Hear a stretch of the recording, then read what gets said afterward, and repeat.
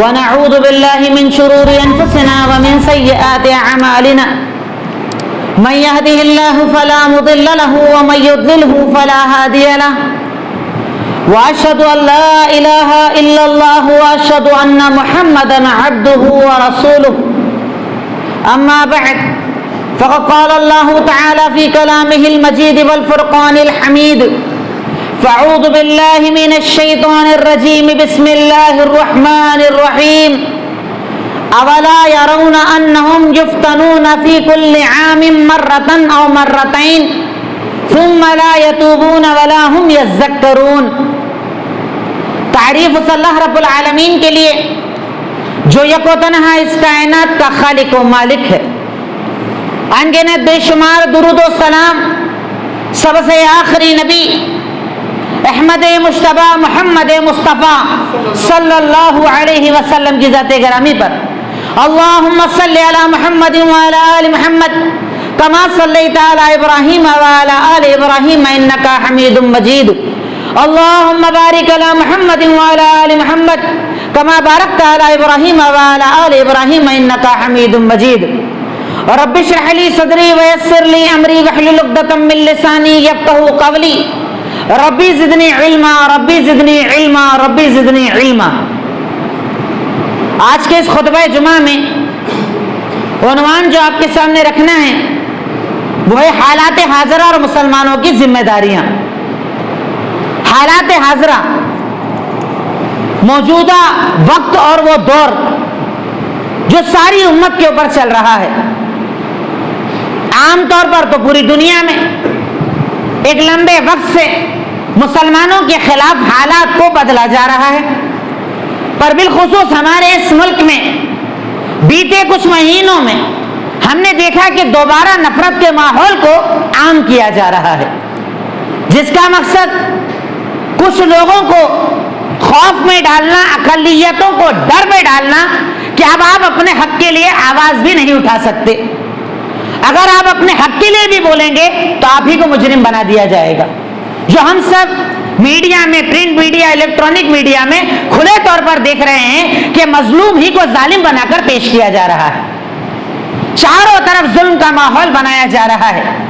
خوف کا ایک ایسا ماحول کہ اس میں اللہ کا نام لینا، دین کا نام لینا، عبادتیں کرنا اور خاص طور پر دین کی دعوت دینا ایک ڈر کا کام بن جائے اور کوئی دعوت کا کام نہ کرے. دعوت کو روک دیا جائے اور یہاں تک کہ پلاننگ یہ کہ اس پورے مذہب کا خاتمہ کر دیا جائے، مذہب کے ماننے والوں کا خاتمہ کر دیا جائے.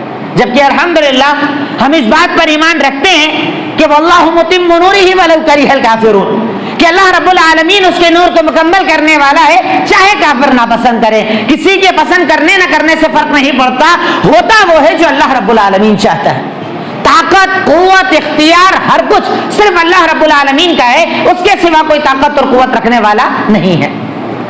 اب مسئلہ یہاں پر یہ آتا ہے کہ اس عنوان کو اگر ہم کچھ حصوں میں، کچھ پوائنٹس میں تقسیم کریں تو سب سے پہلی چیز یہ کہ ایسے عذابوں کا آنا یہ یقینی چیز ہے اور ہمیں 1450 سال پہلے بتا دیا گیا.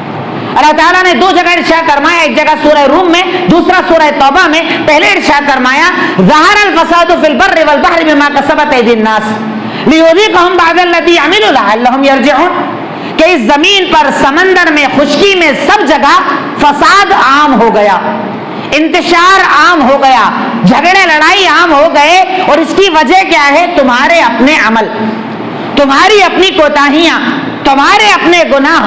اس کا مقصد یہ سارا انتشار جو آتا ہے، فساد جو آتا ہے، ماحول جو بگڑتا ہے، اس کے پیچھے اللہ کہتا ہے وجہ تمہارا عمل ہوتا ہے. اور اللہ اس لیے یہ عمل کرتا ہے تاکہ تم اپنے عمل کا بدلہ چکھو اور اللہ کی طرف لوٹنے والے بن جاؤ.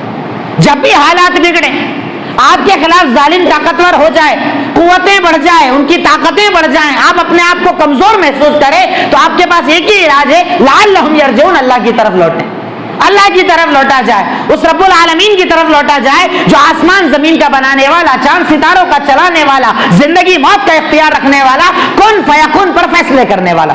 تم لوٹو اللہ کی طرف. تو عذاب کا آنا، فساد کا ہونا، تکالیف کا آنا ایک یقینی امر ہے، اس میں کوئی شک نہیں.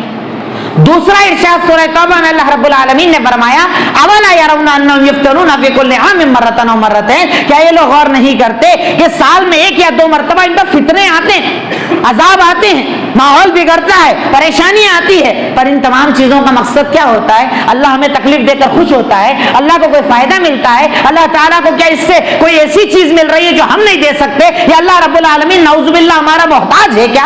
अल्लाह ताला कहता है ये फितने इसलिए आते हैं अवला यरौना अन्नहुम युफ्तनूना फी कुल्लि आमिन मर्रतन व मर्रतैन सुम्मा ला यतूबूना वला हुम यज़क्करून, पर फितने आने के बाद, तकलीफें आने के बाद भी ना ये तौबा करते हैं ना अल्लाह का जिक्र करते हैं। अगर तौबा कर लें, अगर अल्लाह का जिक्र कर लें, अल्लाह फितनों का खात्मा करेगा, जालिमों का खात्मा करेगा, ताकतों का खात्मा करेगा, कुव्वतों का खात्मा करेगा। चाहे आपके खिलाफ पूरी दुनिया खड़े हो जाए और आप अकेले भी रहें, अगर अल्लाह वाले हैं तो इंशाअल्लाह अल्लाह रब्बुल आलमीन आपकी मदद करेगा। तो अजाब का आना यकीनी है, अजाब आएगा, और आने की वजह भी अल्लाह रब्बुल आलमीन ने बता दी, ये तुम्हारे अपने अमाल का नतीजा होती है।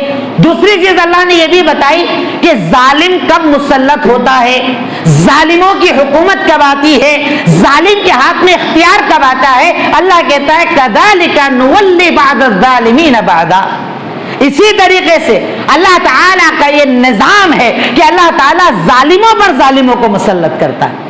हमने जब जुल्म किए गरीबों पर, अपने नीचे काम करने वालों पर, अपने घर की खवातीन पर, अपने माँ बाप पर, अपने पड़ोसियों पर, अपने ताल्लुकात पर, यहाँ तक के दीन पर, कि हमने शिर्क को अपनी जिंदगी बनाया, और शिर्क से बड़ा कोई जुल्म नहीं है। जब हमने जुल्म किए तो अल्लाह ने हमारे ऊपर जालिमों को मुसल्लत कर दिया। ऐसा जालिम जो आपके ऊपर रहम ना करे, जो आपका ख्याल ना रखे, जो आपकी आसानियां ना देखे, जो आपकी परेशानियां ना समझे, ऐसे जालिम को अल्लाह तब मुसल्लत करता है जब हम खुद जालिम होते हैं। हमने जुल्म किया, और आज भी जुल्म में कौन सा फर्क है? कदम कदम पर वो जुल्म जिसे शिर्क कहा जाता है हमारे घरों में पाया जाता है, हमारे समाज में पाया जाता है। पैदा करने वाला अल्लाह पर मांगा किसी और से जाता है, देने वाला अल्लाह पर पुकारा किसी और को जाता है, औलाद का देने वाला अल्लाह पर माना किसी और को जाता है, आपकी तकलीफ को दूर करने वाला कोई और नमाज किसी और को माना जाता है। इससे बड़ा जुल्म कायनात में दूसरा नहीं हो सकता। जब जुल्म किया जाता है तो अल्लाह जालिमों को मुसल्लत करता है, जालिमों को हाकिम बनाता है, जालिमों को जिम्मेदार बनाता है। यह अल्लाह रब्बुल आलमीन का बनाया हुआ उसूल और कायदा है। इसी के मुताबिक हुकूमतें, ताकतें और कुव्वतें चलती हैं। उसके बाद हालात का बिगड़ना कोई नई चीज नहीं। अल्लाह के नबी ने सुनन अबू दाऊद में आज से 1450 साल पहले बता दिया, यू शकुल उमम तदा अलैकुम कमा तदा अलकलतु इला कसतिहा फलकाल काइलुम मिन किल्लतिन नहनु यौमइज़िन। अल्लाह के नबी ने इरशाद फरमाया कि एक दौर ऐसा आएगा कि तुम्हारे खिलाफ सारी उम्मतें जमा होकर एक साथ ऐसे टूट पड़ेंगी जैसे भूखे दस्तरखान पर टूट पड़ते हैं। सहाबी ने कहा उस वक्त हमारी तादाद कम होगी, पॉपुलेशन कम होगी, तादाद के एतबार से कम रहेंगे। क्या तादाद तो बहुत ज्यादा होगी, लेकिन तुम कैसे रहोगे? गुस्सा उनका गुस्साई सैल, तुम्हारी औकात, तुम्हारी हैसियत क्या होगी? समंदर के झाग की तरह, कि झाग चाहे जितना हो पर उसकी कोई ताकत और औकात नहीं होती। और तुम्हारा मसला ये होगा कि तुम लोग दुनिया से मोहब्बत करोगे और मौत से नफरत करोगे। मौत तुम्हें बुरी लगेगी, मरना बुरा लगेगा, मरने का जिक्र बुरा लगेगा, मरने को याद करना बुरा लगेगा, और दुनिया दुनिया दुनिया तलबी, दुनिया चाहना, जिंदगी की कोशिशें, जिंदगी की ख्वाहिशें, बस यही तुम्हारा सब कुछ है कि यहीं रहना है, यहीं हमेशा बाकी रहना। जैसे हम जीते हैं, अभी देखिए ना, जुमा के खुतबे के पहले आना सबको मालूम है, कितने लोग जुमा के पहले आते हैं, और अभी नमाज का जब वक्त होगा तो दोनों मंजिल फुल, नमाज पढ़ने वालों को दिक्कत पड़ेगी। पहले आने का हुक्म है, पर हमारे लिए दुनिया अहम है ना, हमें दुनिया चाहिए ना। मेरी मसरूफियत, मेरा घर, मेरा कारोबार, फना फना फना सारे काम जब तक निपट ना जाए मैं जुमा के लिए मस्जिद नहीं आऊंगा। जब दुनिया तलबी ज्यादा होती है तो अल्लाह ताला का यह अजाब आता है कि अल्लाह ताला कौमों को एक साथ जमा करके तुम्हारे खिलाफ कर देता है। आज यही तो है, आपसी उनके अपने इख्तिलाफात हैं, वो एक दूसरे को पसंद नहीं करते हैं, वो एक दूसरे की चाहत नहीं रखते हैं, पर जब बात आपके खिलाफ आती है सारे एक साथ हो जाते हैं, इत्तेहाद हो जाता है उनका। ये अल्लाह के नबी का फरमान है कि जब तुम दुनिया तलबी में लग जाओगे, आखिरत और मौत से नफरत करने लगोगे, तब अल्लाह रब्बुल आलमीन तुम्हारे ऊपर ऐसी कुव्वतों को नाफिज करेगा जो तुम्हारे ऊपर ऐसे टूटेंगे जैसे भूखे दस्तरखान पर टूट पड़ते हैं। लेकिन ऐसा नहीं कि तकालीफ, ये परेशानियां, मौत की धमकियां, मारने और खात्मे के इरादे इससे पहले नहीं किए गए, इससे पहले भी किए गए। हज़रत नूह अलैहिस्सलाम कश्ती बनाया करते थे, कौम वाले मारने की कोशिश करते थे, حضرت موسیٰ علیہ السلام بنی اسرائیل نے جیسے ہی ایمان قبول کیا فرعون نے مارنے کی سازشیں کی اور حالت یہ بنی چلتے چلتے چلتے موسیٰ آگے سمندر کے کنارے آگے سمندر پیچھے فرعون قوم والے بول رہے ہیں انا لمدرکون موسیٰ اب کیا ہوگا اب تو کام ختم پکڑ لیے گئے انا لمدرکون پکڑ لیے گئے پر موسیٰ کو اس وقت بھی توکل ہے اللہ کی ذات پر اور کہتے ہیں کلا انا معی ربی سیہدین ٹینشن نہیں لینا فکر نہیں کرنا میرے ساتھ میرا رب وہ راستہ دکھائے گا انشاءاللہ پیچھے دشمن ہے نا طاقت والا سامنے سمندر ہے نا ڈبانے والا لیکن میرے ساتھ میرا رب ہے جہاں راستے نہیں ہوتے وہاں وہ راستے بناتا ہے اللہ نے کہا اپنے عصا کو مارو اللہ نے سمندر میں راستہ بنا دیا حضرت عیسیٰ علیہ السلام کو مارنے کے ارادے سے اس عبادت گاہ میں لوگ داخل ہو گئے اللہ بچانے پر آیا تو جو مارنے آیا تھا اسے عیسیٰ کی پوری شباہت دے دی اور حضرت عیسیٰ کو آسمان پر اٹھا لیا اس سے آگے بڑھ کر میرے اور آپ کے نبی محمد الرسول اللہ صلی اللہ علیہ وسلم کہ رات میں پلاننگ کی گئی کل سارے قبیلے کے ایک آدمی کو ایک ساتھ جانا ہے فجر کے وقت جیسے اللہ کے نبی نکلیں گے سارے ایک ساتھ مارنا اور انہیں ختم کر دینا اِذْ يَمْكُرُ بِكَ الَّذِينَ كَفَرُوا اللہ تعالیٰ قرآن میں کہتا ہے کہ جب کفار آپ کے بارے میں ارادہ کر رہے تھے یا تو آپ کو قتل کر دیں ختم کر دیں آپ کے بارے میں پلاننگ کر رہے تھے يَمْكُرُونَ وَيَمْكُرُ اللَّهُ وَاللَّهُ خَيْرُ الْمَاكِرِينَ وہ اپنی پلاننگ کر رہے تھے اللہ اپنی پلاننگ کر رہا تھا اور اللہ سے بیسٹ پلانر دنیا میں کوئی دوسرا نہیں مارنا چاہتے تھے مٹانا چاہتے تھے سازش کرنا چاہتے تھے کمرے تک آ گئے کمرے کے باہر کھڑے ہو گئے اللہ کے نبی کو سب کے بیچ سے اللہ تعالیٰ نے نکال دیا کوئی دیکھ بھی نہ پایا یہ اللہ تعالیٰ کی طاقت ہے اس کی قوت ہے اس کا اختیار ہے یقین اور توکل ویسا رکھنا پڑے گا جیسا انبیاء کرام نے ہمیں سکھایا تو ایسا نہیں کہ مصیبتیں پہلی بار آئی مصیبتیں پہلے بھی آئی تھیں آتی ہیں اور آتی رہیں گی پر ان حالات میں بھی آپ کو یہ دیکھنا ہوگا کہ ان مصیبتوں میں ہمارے انبیاء کا کردار کیا تھا صحابہ کا کردار کیا تھا انہوں نے اپنی زندگی کو کیسے بہتر بنایا تھا کہ اللہ رب العالمین نے اپنی مدد کو نازل کیا کرتا تھا کہ حضرت نوح کو اس پانی سے بچا لیا جس نے ساری قوم کو ڈبا دیا حضرت ابراہیم کو آگ میں زندگی عطا کر دی اسماعیل کو چھری سے ذبح ہونے سے بچا لیا اللہ کے نبی کو دشمنوں سے بچا لیا نہ جانے کتنے واقعات کہ مارنے والی چیزوں میں اللہ رب العالمین نے زندگی عطا کر دی جب ان لوگوں نے اللہ کی ذات پر مضبوط توکل کیا مضبوط بھروسہ کیا تو اللہ رب العالمین یقیناً مدد کرتا ہے اللہ رب العالمین ان حالات میں بھی ہماری مدد کرے گا چاہے حالات سراسر بالکل یکسر اپنے خلاف نظر آ رہے ہیں کوئی مددگار نظر نہیں آ رہا ہے کوئی آواز ساتھ نہیں ہے کوئی ساتھ دینے والا نہیں ہے پر ہم ایک بات یاد رکھیں لا تحزن ان اللہ معنا حزن مت کرو ملال مت کرو غم مت کرو فکر مت کرو ہمارا رب ہمارے ساتھ ہے اور اگر رب ساتھ ہوتا ہے نا دنیا کی کوئی طاقت آپ کا کچھ نہیں بگاڑ پائے گی ہم تو جب بھی حالات بگڑیں اس چیز کے بارے میں غور نہیں کریں کہ ایسا کیوں ہو رہا ہے یہ ساتھ ہو گئے پارٹی ان کی ہے طاقت ان کی ہے قوت ان کی ہے وہ آدمی ان کا یہ آدمی ان کا وہ ساری چیزیں اپنی جگہ میں اپنے عمل کا محاسبہ کروں کہ میرے عمل میں کوتاہی کیا ہے کہ میرا اللہ مدد نہیں کر رہا ہے میرے نبی کی تو مدد کی صحابہ کی تو مدد کی میرے نبی جب 313 کو لے کر گئے اور اللہ تعالیٰ سے جا کر کہا اللہم انجز لی ما وعدتنی اللہ تو نے وعدہ کیا ہے نا مدد کر اللہ مدد کر اللہ مدد کر اللہ نے کہا جاؤ فرشتوں مدد کرو 1000 فرشتوں کو نازل کیا رب وہی طاقت وہی قوت وہی اختیار وہی اللہ ہماری مدد کیوں نہیں کرتا اس کا مطلب ہم نے اپنے آپ کو مدد کا مستحق نہیں بنایا حالات حاضرہ جو موجودہ حالات ہمارے سامنے کرنٹ افیئرس جو ہمارے سامنے چل رہے ہیں ان میں ایک مومن اور ایک مسلمان ہونے کے ناطے میری اور آپ کی ذمہ داریاں کیا ہے سب سے پہلی ذمہ داری اپنے آپ کو اب چل کے کم سے کم مومن بنا لو مومن مسلمان نہیں مسلمان بننے کے لیے کیا کرنا ہوتا ہے لا الہ الا اللہ محمد الرسول اللہ کلمہ پڑھے آپ نے انٹری کر لی اسلام میں آپ مسلمان ہو گئے پر اللہ تعالیٰ آپ کو صرف مسلمان نہیں اللہ تعالیٰ آپ کو مومن دیکھنا چاہتا ہے مومن مطلب عمل کرنے والا زبان سے اقرار کرے دل سے تصدیق کرے اپنی باڈی سے عمل کرے اللہ تعالیٰ کے دین کو اپنی زندگی مانے اور یہ مانے کہ ایمان بڑھتا بھی ہے اور گھٹتا بھی ہے ان چیزوں پر یقین رکھنے والے کو مومن کہا جاتا ہے ایمان والے بنو اللہ تعالیٰ کا وعدہ ہے وعد اللہ الذین آمنوا منکم وعملوا الصالحات لا یستخلفنہم فی الارض کما استخلف الذین من قبلہم اللہ تعالیٰ کہتا ہے کہ یقیناً اللہ رب العالمین کا وعدہ ہے اللہ وعدہ کر رہا ہے اللہ وعدہ کر لے مطلب بات ختم اللہ کیا وعدہ ہے اللہ وعدہ کرتا ہے کن لوگوں سے جو ایمان لائے اور نیک عمل کی شرط لگائی صرف ایمان نہیں کہا جو ہم لوگ ہیں زبان سے بولنے والے زبان سے اقرار کرنے والے خوب کلمے پڑھنے والے خوب دین کی بات کرنے والے خوب محفلوں میں دین دین پکارنے والے خوب مناظرے کرنے والے منہ سے بولنے والے نہیں اللہ کہتا ہے آمنو وعملو ایمان بھی لائے اور عمل بھی کیا. ایمان کے ساتھ عمل شرط ہے, عمل زندگی ہے. اپنے آپ کو بدلنا, اللہ کی رضا کے لیے محنت کرنا, اللہ تعالیٰ کو راضی کرنے کے لیے کوششیں کرنا, یہ آپ کی میری سب کی ذمہ داری ہے, تبھی حالات بدلیں گے. صحابہ کرام بھی خوف میں رہتے تھے.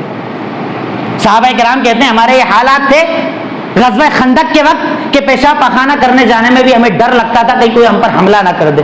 خوف کا یہ عالم کہ رب العالمین قرآن میں پورا نقشہ کھینچتا ہے کہ جب قومیں تمہارے خلاف جمع ہو کر آئی, تمہاری حالت اتنی خراب تھی کہ ازاغت الابصار وبلغت القلوب الحناجر, آنکھیں پترا گئی تھی اور تمہارے کلیجے حلق کو نکل کر آ گئے, اتنے تم ڈر رہے تھے. پر اللہ تعالیٰ نے اس وقت تم پر اپنا سکون نازل کیا اور تم نے کہا حسبنا اللہ و نعم الوکیل, ہمارے لیے اللہ کافی ہے, وہ بہترین کارساز ہے. یعنی جب تم ایمان لے کر آئے, رب العالمین نے فرشتوں کے ذریعے تمہاری مدد.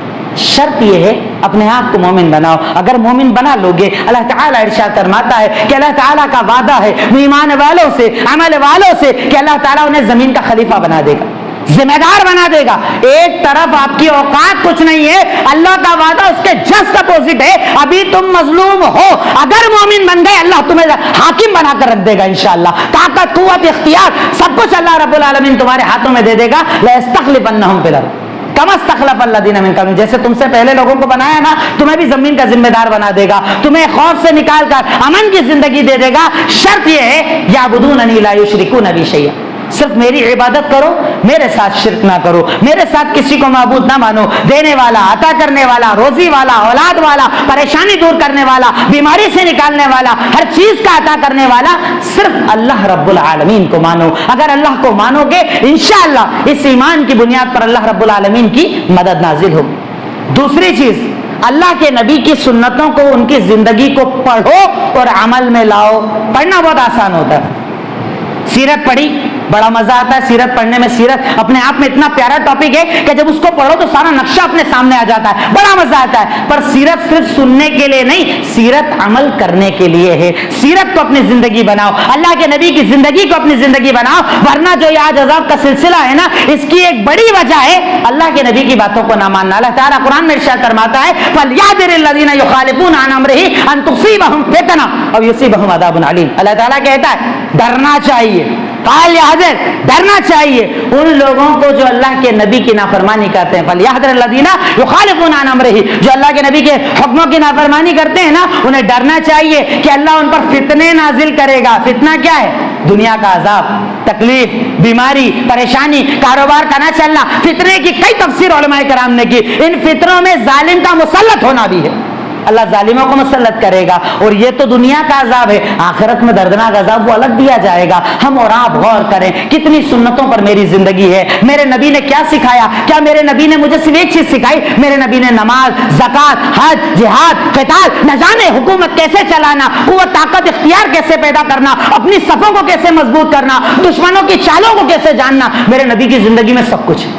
پڑھتے ہیں ہم, تلاش کرتے ہیں, ڈھونڈتے ہیں, غور کرتے ہیں, ہم نہیں کرتے. اور کسی نے غور کیا تو ایک آدھ دو چیزوں پر بس نماز کی فضیلت بتا دو, مسجد لے آؤ, کام ختم. ارے مسائل بتانا پڑیں گے, حلال حرام بتانا پڑے گا, زندگی پوری بتانا پڑے گی, مکی بھی بتاؤ, مدنی بھی بتاؤ. پوری زندگی میرے اور آپ کے لیے آئیڈیل ہے. اللہ کے نبی کی سنتوں کو, سیرت کو, زندگی کو جب تک اپنے عمل میں نہیں لاؤ گے, ان ظالموں کا خاتمہ نہیں ہوگا, اس ظلم کا خاتمہ نہیں ہوگا, اس عذاب کا خاتمہ نہیں ہوگا.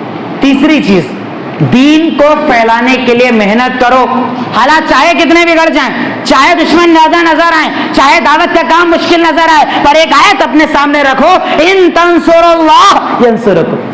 اگر تم اللہ کی مدد کرو گے اللہ تمہاری مدد کرے گا. اب اللہ کی مدد ہم کر سکتے کیا؟ اللہ کی مدد کا مطلب ہے اس کے دین کی مدد کرو, دین کو پھیلاؤ, توحید کی بات کرو, حق بتاؤ لوگوں کو, سچائی بتاؤ لوگوں کو. اگر تم مدد کرو گے اللہ تمہاری مدد کرے گا. وَيُثَبِّتْ أَقْدَامَكُمْ, اور تمہارے قدموں کو جما دے گا, استقامت دے گا, طاقت دے گا, قوت دے گا, اختیار دے گا. ارے اللہ کے نبی تو اکیلے اٹھے تھے نا, ایک اکیلے تنہا, پورا مکہ خلاف بولنے والا, مجنون ہے, بددین ہے, ساحر ہے, پاگل ہے, یہودیوں کے ایجنٹ ہے, نہ جانے کتنے لقب دیے گئے. اکیلے کھڑے ہوئے صفا پہاڑی پر کہا قولوا لا الہ الا اللہ تفلحوا, کہو اللہ کے سوا کوئی عبادت کے لائق نہیں, کامیاب ہو جاؤ گے. وہ اکیلی آواز, اور مقابلے میں سارے طاقتور لوگ, پر وہ اکیلی آواز آج بھی باقی ہے اور باقی سب ختم ہو گئے.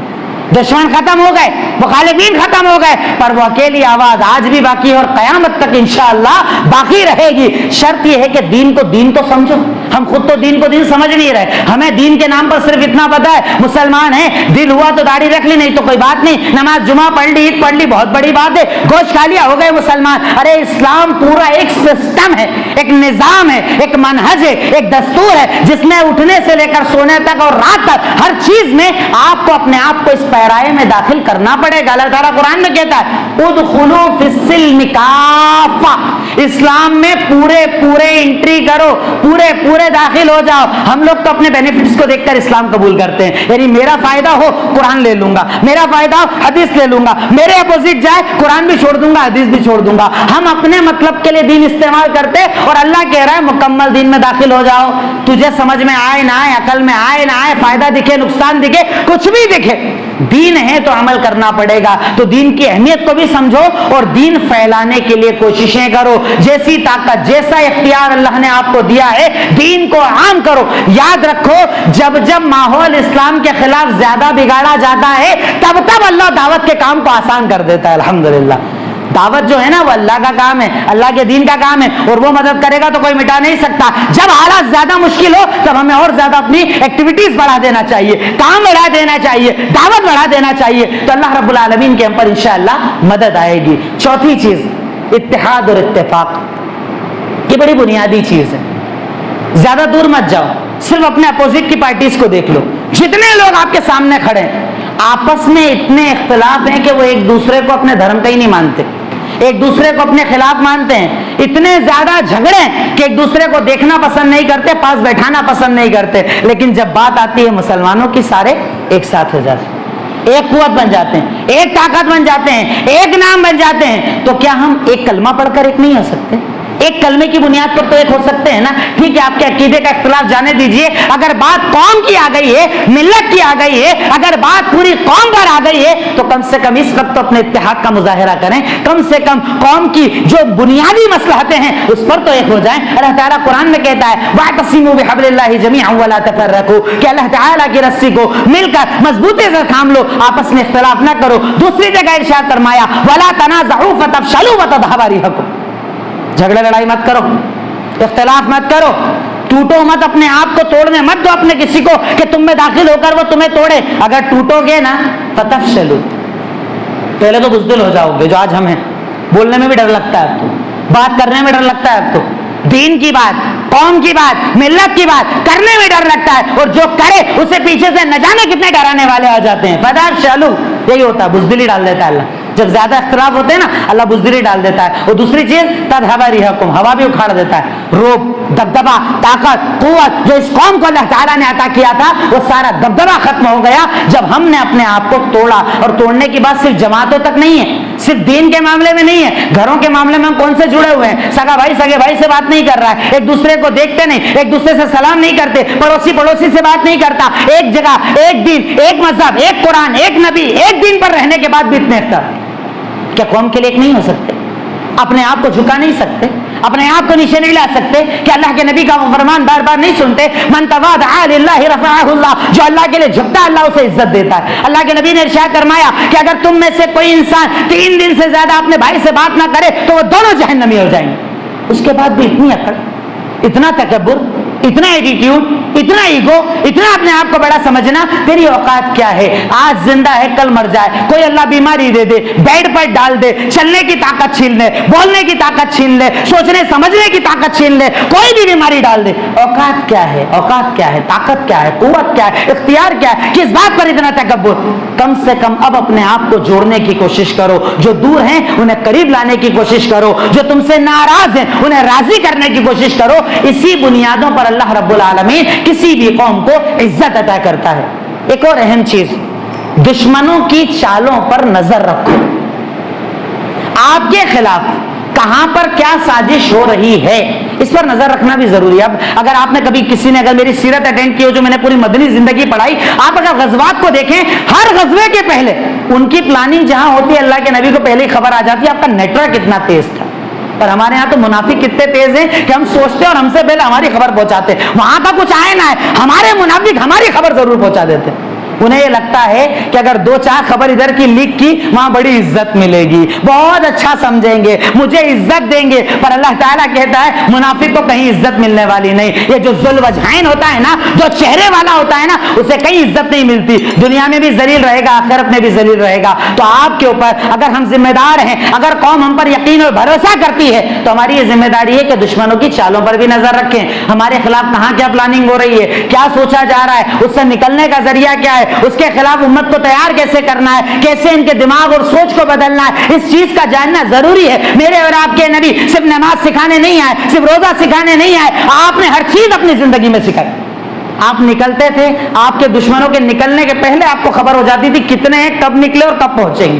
ساری انٹری آپ کے پاس ہوتی تھی. آپ کا نیٹ ورک کتنا مضبوط تھا. تو آج ہم پر اور ہمارے ساتھیوں پر یہ ضروری ہے کہ کم سے کم خبر تو رکھو. ہم ہر ایک کو اپنا مانتے ہیں, ہر ایک کو دوست مان لیتے ہیں, ہر ایک کو ساتھی مان لیتے ہیں. ارے پرکھو, چنو, جانو کون تمہارا اپنا, کون تمہارا پرایا, کون تمہارا ساتھی, کون تم سے محبت کرنے والا, اور کون تمہارے ساتھ رہ کر تمہاری جڑوں کو کاٹ رہا ہے. کم سے کم اپنے دشمنوں کو تو پہچانو. اتنا پہچاننا آپ کے میرے لیے ضروری ہے. اور ایک آخری بات, اپنے بچوں کو, اپنی نسلوں کو دین کے لیے, علم کے لیے تیار کرو. یہ نسلیں جو ہے نا, ہم لوگ تو چلیے پھر بھی ٹھیک ہے, کم فتنے, آپ اس کو زیادہ مت سمجھنا ہے, بہت کم فتنے. جو ہماری نسلیں ہیں نا, جو یہ بڑی ہو رہی ہے, اس سے زیادہ فتنوں کی زندگی گزاریں گے.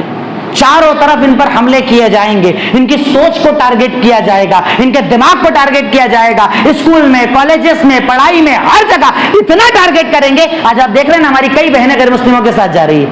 آپ سمجھانے کے لیے جاؤ, خود کے میرے تجربے سمجھانے گھر جاؤ, بھائی یہ کیا ہو رہا ہے, بولے تم کون بولنے والے, میری بیٹی کے پاس جو دین ہے نا وہ اس کے دل میں کافی ہے, وہ کچھ بھی کرے تو فرق نہیں پڑتا. کیوں؟ کیونکہ یہاں پر دینی تربیت نہیں, یہاں پر دین کی تعلیم نہیں, یہاں پر اسلام کی اہمیت نہیں, اسلام کو ہم جانتے ہی نہیں کہ اسلام کیا ہے. بچوں پر بہت محنت کرو, اپنی نسلوں پر بہت زیادہ محنت کرو, ان کے لیے وقت نکالو. چاہے آپ کتنے مصروف رہتے ہو, گھنٹہ 2 گھنٹہ ضروری ہے اپنے بچوں کے لیے نکالو, ان کی سوچ کے لیے نکالو. کس وے میں وہ جا رہا ہے, کیا وہ سوچتا ہے, کیا اس کا ذہن ہے, کہاں تک وہ بات کرتا ہے, ان تمام چیزوں پر آپ کی نظر ہونا چاہیے.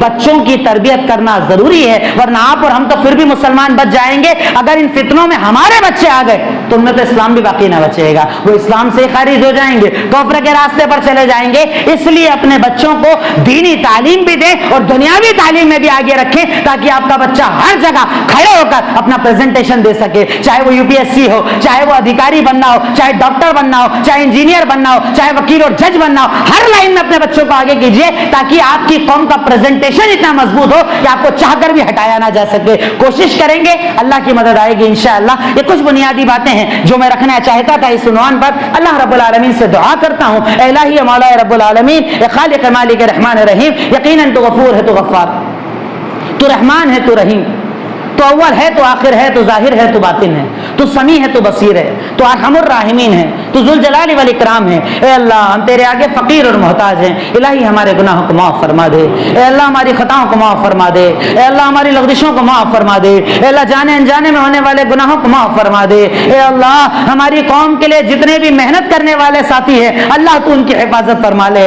اللہ ان کے گھروں کی حفاظت فرما لے. اللہ ان کی اولادوں کی حفاظت فرما لے. اللہ ان کی عزتوں کی حفاظت فرما لے. اے اللہ تیرے دین کے خلاف چاروں طرف سازشیں ہیں, ان سازشوں کا منہ توڑ جواب دینے کی ہمیں توفیق عطا فرما دے. اے اللہ ہمیں شجاعت پیدا فرما دے. اے اللہ بہادری پیدا فرما دے. اے اللہ بزدلی کا خاتمہ فرما دے. اے اللہ بزدلی کا خاتمہ فرما دے. اے اللہ اگر تو چاہے تو لوگوں کے دلوں میں روب ڈال سکتا ہے. اے اللہ رب العالمین ہم تجھ سے دعا کرتے ہیں کہ ہمارے دشمنوں کے دلوں میں ہمارا روب ڈال دے. اے اللہ ان کی طاقتوں کو توڑ دے. اے اللہ ان کے اتحاد کو منتشر کر کے رکھ دے. اے اللہ ان کی پلاننگ کو برباد کر کے رکھ دے. اے اللہ ہم بے عمل تھے, با عمل بنیں گے, ہمیں توفیق عطا فرما دے. اے اللہ تیری طرف لوٹنے کی توفیق عطا فرما دے. اے اللہ ہمارے گناہوں کو معاف فرما دے. اے اللہ خطاؤں کو معاف فرما دے. اے اللہ تیرے دین کے لیے کوششیں کرنے کی توفیق عطا فرما دے. اے اللہ جو بیمار ہیں ان کو بیماریوں سے شفا بھی عطا فرما دے. اے اللہ جو پریشان ہیں ان کی پریشانیوں کو دور فرما دے. اے اللہ جو قرضوں میں ڈوبے ہیں قرض کی ادائیگی کی راہیں کھول دے.